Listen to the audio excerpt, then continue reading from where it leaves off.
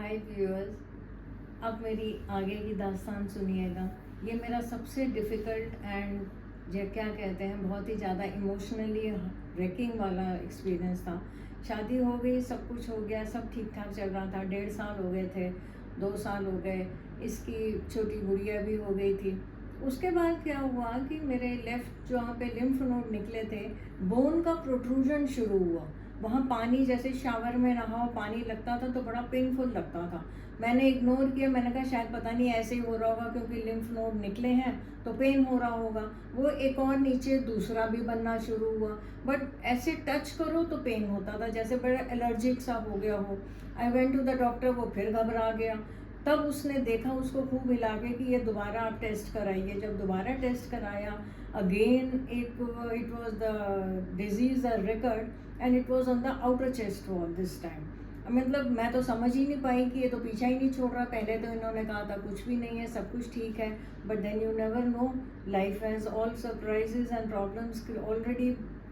तो उसके बाद मैं जब गई टेस्टिंग के लिए, द वर्स्ट पार्ट वॉज हर जगह टेस्टिंग आपको एनेस्थीसिया दे के करते हैं। इन्होंने बोन में से बोन मैरो निकाल के टेस्ट करना था और मुझे कोई एनेस्थीसिया नहीं दिया गया। उन्होंने डायरेक्ट बोन में इतना बड़ा सुआ ऐसे ही घुसा के, पेन इतना पेनफुल था, यू वोंट बिलीव कि कैसे होता है। ज़रा सी माचिस की तीली जल जाती है तो हम तड़प जाते हैं। इन्होंने एक बार नहीं 2 बार मेरे साथ इस तरह बोन मैरो निकाला कि इसमें हम बेहोश नहीं कर सकते। आई रियली डोंट अंडरस्टैंड कि बेहोश क्यों नहीं कर सकते, बट जो है वो है। Then it went for testing. उसके बाद वो एक प्रोसेस शुरू हुआ क्योंकि ये लंबा प्रोसेस था। इस बार इन्होंने कहा अगेन आपके साथ सर्जरी होएगी, same, but they did a thing, जहाँ से उन्होंने पहले कट किया उसी कट पे लगाया। उन्होंने मेरे को वहाँ से फिर दोबारा वो सारा जो पीसेस थे वो निकाले बोन मैरो में से। उसके बाद they said now you have to go 8 chemos and 25 radiations आपको अंडरगो करने पड़ेंगे to be on a safer side, क्योंकि दिस इज रिकर्ड अगेन, तो हो सकता है कहीं और ना फैल जाए। वो एक अलग कहानी चल रही थी कि आई जस्ट कुडंट बिलीव कि ऐसा भी कुछ होता है। उन दिनों मेरी 8 कीमोज जो स्टार्ट हुई, that was the worst part of it, because एक तो सबसे पहले digestion goes for a toss. मुझे ये नहीं पता था तब कि एडल्ट डाइपर्स भी मिलते हैं। हम सोच बहुत गैशियस हो जाती थी, हमें बिल्कुल भी स्टेल फूड नहीं खाना पड़ा। सुबह का बनाया सुबह खाओ, कच्चा सैलड्स नहीं खाने, बहुत रेस्ट्रिक्शंस होते हैं। जो भी इन चीज़ों से गुजरे हैं उन्हें पता होगा, बट द थिंग इज मुझे पता ही नहीं था कि एडल्ट डाइपर मिलता है। हाँ, इतनी गैस बनती थी तो हम सोचते हैं शायद गैस पास होती है, वो डायरिया की तरह इतना सिवियर होता था कि पूरे बैक में कपड़े खराब हो जाते थे। That was a time I couldn't tell anybody कि ऐसा भी कुछ होता है या मेरे साथ हो रहा है। मुझे पता नहीं था डायपर्स के बारे में।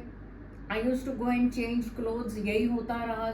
और उसके बाद एक कीमो में भी I took it as a positive side. मैं आपको बताऊं, मेरे हस्बैंड के साथ जाती थी, मुझे वो एक पिकनिक लगता था। आफ्टर एवरी 21 डेज जा रहे हैं, साथ बैठे हैं, ब्रेकफास्ट वहीं पे बेड पे ही आता था सब कुछ। The doctors were very helpful, very informative and motivating. But yes, मेरा ये लिम्फोडीमा मुझे तंग करता जा रहा था। और ब्लड टेस्ट वगैरह कभी भी उस हाथ से मत दीजिएगा जिसमें लिम्फोडीमा है, मुझे ये नहीं पता था। मैं लेफ्ट हैंड से ही ब्लड टेस्ट के लिए ब्लड देती रही, अनलेस एंड अनटिल एक नर्स ने मुझे आके बताया कि इसमें तो सुई भी नहीं चुभनी चाहिए। वो जो डैमेज होना था वो तो हो ही गया था। कीमो के बाद ये लगता था, एक तो रोती रही क्योंकि सारे बाल चले गए थे। I had such long hair, I am a south Indian, आपको पता है हम लोगों के बाल कितने घने और सुंदर होते हैं। बिल्कुल गंजी हो गई थी, कुछ समझ में नहीं आया। एक तो 2 महीने यही रोती रही कि बाल चले गए। शर्म आती थी even going to the veranda, या किसी से मिलने भी शर्म आती थी। लोग अगर आते थे तो मैं छुप जाती थी कमरे में। एक स्कार्फ लेकर आए, स्कार्फ पहना, बट एक अंदरूनी होती थी कि you are losing each and everything जिसको तुम सबसे ज़्यादा अपने आप से प्यार करते हो। बालों की सुंदरता हम सबको पता है कितना अच्छा लगता है। खैर वो चले गए, बच्चे सब मजाक भी उड़ाते थे कि भी शैम्पू मत यूज़ करो, you are wasting shampoo. Evenings में रात में अगर वॉशरूम जाना हुआ तो वहाँ पे बाथरूम में शीशे होते थे। मैं हस्बैंड ने तौलिए से ढक दिया था कि ये रात को जाएगी तो शायद अपना गंजा सर दे के रोएगी। मगर वही होता है, you have to overcome all these things. उसके बाद यही हुआ कि कीमो के बाद, कीमो 8 कीमोस के बाद कीमो निकलता चला गया। I took it as a picnic.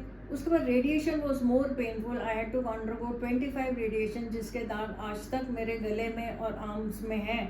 It all becomes black.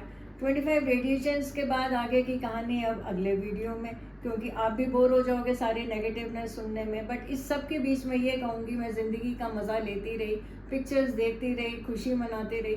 बीमारी मेरी अपनी तरफ थी और मैं इसको पॉजिटिवली लेके आगे बढ़ती चली गई. अब आगे अगले वीडियो में.